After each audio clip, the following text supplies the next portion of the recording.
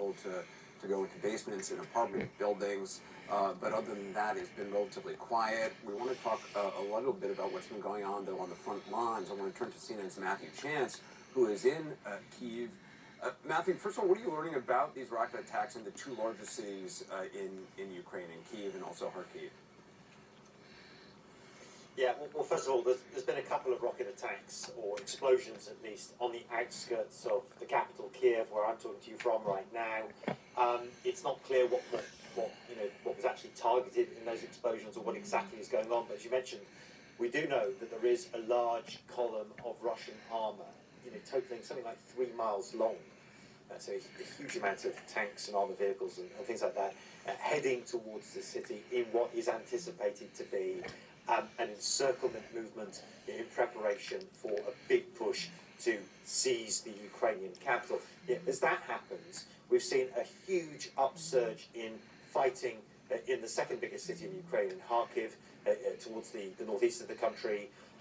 There had been a very resilient defence of that city by Ukrainian defence forces and civilians who have picked up arms to defend their home city. But now what we've seen is the Russians really redouble their attacks, their artillery strikes. This artillery apparently hitting civilian areas of the city earlier today in an attempt to overpower those defences and potentially, of course, to take it, which is clearly their objective.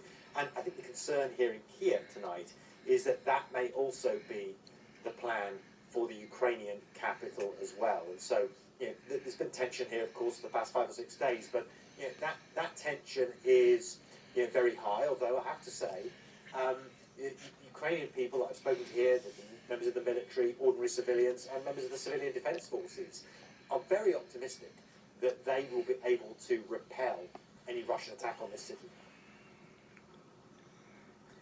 And Matthew, I mean, one of the things that John Kirby, the Pentagon spokesperson, said just a few moments ago was, despite the resilience of the Ukrainian forces and the spirit that they have and the incredible tough resistance they have put up thus far, that the Russian forces really haven't in full force been brought to bear.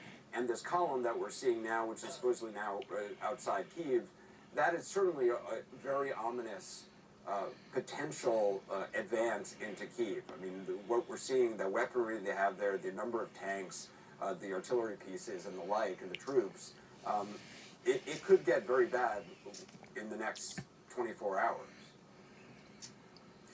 Yeah, I mean, it could. I mean, look, I think it's absolutely right at this point to say that Vladimir Putin, when he ordered this invasion, did so with a military plan that was underpowered. I think it was very optimistic in retrospect that he thought he'd be able to send in special forces to secure airstrips around the capital, for instance. He thought, I think, that perhaps the military was going to crumble or defect to the Russian side, and that people in Ukraine would accept a Russian invasion. I mean, that quite simply has not happened. I spoke to somebody the other day who has joined the territorial defences, the civilian defence forces, and he said, look, the day before the invasion, I knew I had no intention of picking up a gun and defending my country and defending my city, but as soon as the Russian tanks rolled in, his mindset changed. And of course he's not alone. That's what's happened to millions of people, hundreds of thousands of people, all across this country. They've decided to make a stand. Now, they've been boosted by some early victories. I was earlier today out towards the northwest of the city, where a big, huge Russian column of armour had been attacked, and the Ukrainian forces, led by the military, of course, had stopped that advance, that armoured column in its tracks.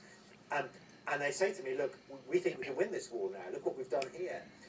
But the truth is, that if the Kremlin decides to double down or triple down on the amount of force that it's putting to bear in this conflict, then those kinds of victories, those kinds of successes are going to be very hard for a Ukrainian force to sustain.